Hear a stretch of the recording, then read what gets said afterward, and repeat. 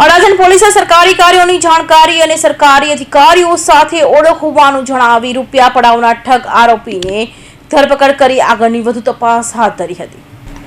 અડાજણ પોલીસે 420 ગુનાના ઠગ આરોપી ગોપાલ હરેશ પટેલ ઉર્ફે ગોપાલ દેસાઈને જૂનાગઢના કિશોદ ખાતેથી ઝડપી પાડ્યો હતો, જેના વિરુદ્ધ અડાજણ પોલીસ મથકમાં ફરિયાદ નોંધાવાઈ હતી।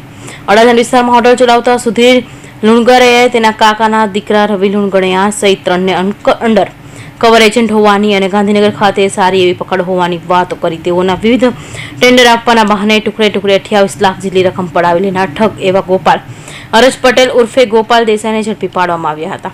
પોલીસની પ્રાથમિક પૂછપરછમાં આરોપી ગોવા, કાશ્મીર અને બેંગ્લોર ખાતે નાસ્તો ફરતો હોવાની માહિતી બહાર આવી હતી, ત્યારે હાલ તો સમગ્ર મામલે પોલીસે આરોપીની વધુ પૂછપરછ હાથ ધરી છે। આ કામે અડાજણ પોલીસ સ્ટેશને 420નો ગુનો દાખલ થયેલો છે અને એની અંદર આરોપી છે ગોપાલ અર્જુનભાઈ પટેલ, એને પકડે છે। એની અંદર પોતે સરકારી કામોનો જાણકાર માણસ છે અને પોતે અમે સરકારી કામો કરી આપીએ છીએ, અમને લોકોને વિશ્વાસ આપે છે અને લોકો પાસેથી પૈસા લઈને આ કામો કરવાની પેરવી કરે છે ખોટી રીતે।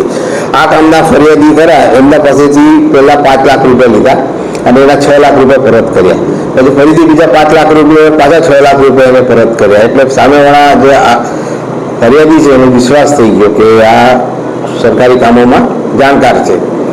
પછી એને બીજા ટુકડે 28 લાખ રૂપિયા જેવા લીધા અને પછી એને પૈસા આપ્યા નહીં। પછી એના વિરુદ્ધમાં આ કામના ફરિયાદીએ પોલીસ સ્ટેશનમાં ફરિયાદ આપેલ છે અને આધારે આ આરોપીને પકડેલ છે અને હાલમાં પોલીસ સ્ટેશનમાં એની પૂછપરછ ચાલુ છે। સર, એની એવો હતી કે ગાંધીનગર સચિવાલયમાં પહોંચી હતો તો લોકો સાથે ફોટા પડાવી લેતો હતો। એનો એ છે કે સારા અધિકારી હોય અત્યારે કોઈ પણ અધિકારી મળે હાથ મળે તો સામે એનો માણસ હોય ફોટો પાડી લે બરાબર, કારણ કે પછી લોકોને બતાવે કે જો મારા અધિકારીઓ ઓળખાણ છે, મારે આ અધિકારીઓ ઓળખાણ છે, એ પ્રમાણે નિયમો છે।